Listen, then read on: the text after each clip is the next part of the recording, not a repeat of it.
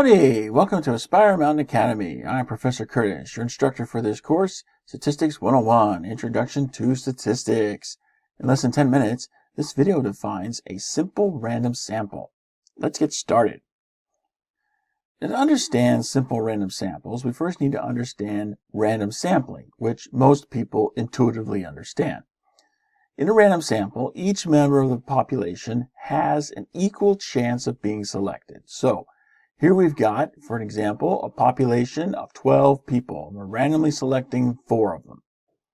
Because each member of the 12 has the same chance of being selected, this is what we would call a random sample. Now, this random sample could be a simple random sample if every possible sample of the same size has the same chance of being chosen. So, here in our example, okay, we're sampling 4 people from the population. So if every possible combination of 4 people that we could take from these 12 has the same chance of being selected, then we would have a simple random sample.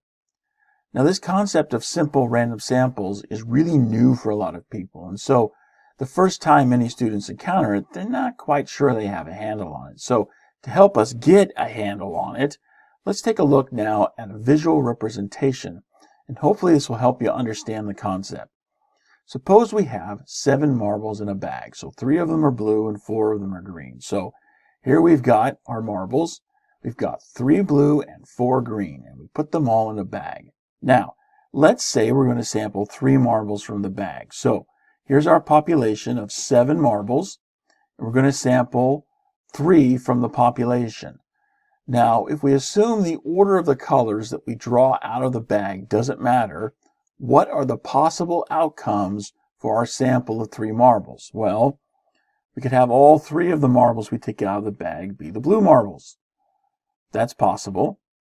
Another possibility, we could have 2 blue marbles and 1 green.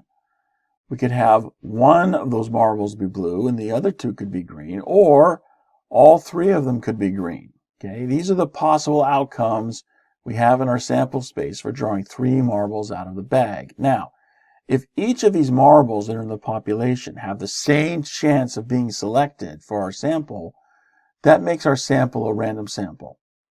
However, the simple random sample looks at the set perspective. So, if each of these possible sample combinations in our sample space has the same chance of being our sample, then that makes the sample a simple random sample. Now let's look at what happens if we place a restriction on our sampling. Let's say we have to have at least 1 blue marble in our sample. What happens now? Well, let's look again at each of the possible outcomes in our sample space. We look at the first one where we've got 3 blue marbles. Now at least 1 of those is blue, so that sample meets our restriction. Likewise, with the second, we've got 2 blue and 1 green. There's at least 1 blue marble there, so it's possible we could accept that one. Likewise, with the third, there's 1 blue marble there in the sample. However, the last sample doesn't have any blue marbles, and so, because of this restriction we place on our sampling, we would not be accepting that sample. Yet, it is a possible combination of 3 marbles that could come out of the bag. So now we see here, not every one of these sample combinations for 3 marbles can be in our sample space, and that means we do not have a simple random sample. Every possible sample combination does not have the same chance of being selected, because there's one there that we're just not going to take. And that's all a simple random sample is. It says every possible outcome for your sample size has the same chance of being selected. Now, typically, if you don't have a restriction on your sampling, like we did on the left, and you're sampling the individual members of your sample at random, then you're going to have a simple random sample. But, as we saw with the case on the right, if you have some restriction on your sample, then you typically won't have simple random samples. Let's go ahead and quiz our knowledge of what we just learned about simple random samples. Here's the first example. To test for a gender gap in the way people purchase cars, a company randomly selects exactly 750 adult men and 750 adult women to poll. Do we have a simple random sample? Why or why not?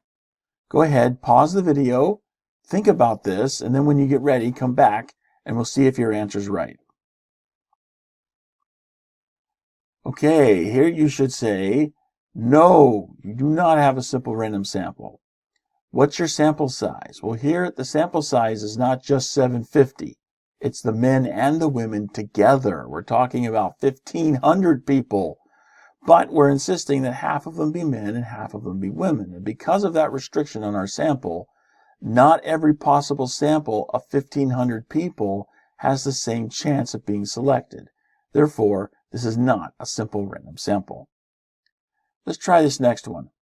You plan to conduct a post-election survey of the 312 voters who voted in a given county in the last election by using a computer to randomly select 200 of them. Simple random sample or no? Again, pause the video, come up with your answer, then come back and we'll see how well you did. Okay, let's see if you got this. So I hope you said yes. Every sample of 200 people that you're going to get from the population of 312 has the same chance of being selected. And so that makes this a simple random sample. Now let's take a look at this next one. The National Highway Traffic Safety Administration conducts crash tests of cars by randomly selecting one car of each different model. Simple random sample or no? Again, go ahead, pause the video, get your answer, then come back. We'll see how well you did. Well, I hope here you said no. In this case, we don't know how big the sample size is. So, we don't know how many cars we're testing. So let's just consider the simplest possible case of sampling. It's just 2 different models. Okay, so our sample size is 2. So our sample size being 2, we're going to take 1 car from each model. And that could be, say, a Toyota and a Honda. Well, what are the possible sample combinations of 2 cars from a Toyota and a Honda? Well, we could take the Toyota and a Honda, but we could also take 2 Toyotas, or we could also take 2 Hondas.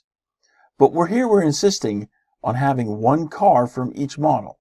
That restricts our sampling because we could not accept 2 Toyotas or 2 Hondas. So here we find not every possible sample combination has the same, possibility of being accepted. So therefore, this is not a simple random sample.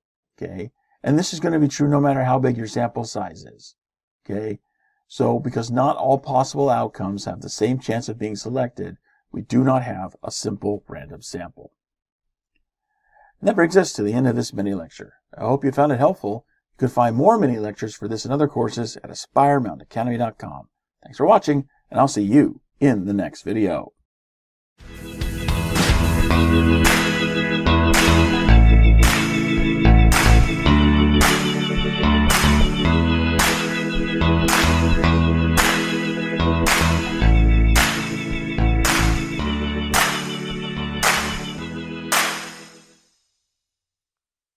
Howdy peeps, I'm Professor Curtis of Aspire Mountain Academy, and I hope you enjoyed this free sample mini lecture from my Stat 101 course. This is a course that I've worked really hard to develop. It's taken me a while to get through it, and I hope you enjoyed this free lecture. If you want more like this, then you need to sign up for my Stats 101 course. So go to the link there in the description down below the video. If you like this video, go ahead and give it a like. And subscribe to the YouTube channel, and I will see you in the next video.